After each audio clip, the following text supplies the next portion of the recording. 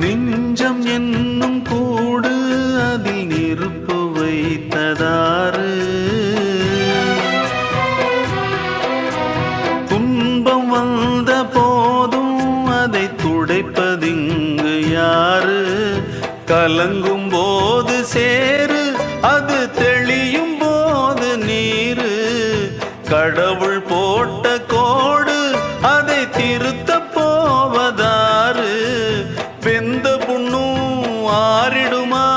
வேதனை தான் தீர்ந்திடுமா? விண்ணுக்கும் மண்ணுக்கும் சம்பந்தம் உண்டுன்னு சொன்னது யாரு? அது மன்னவன் பேரு.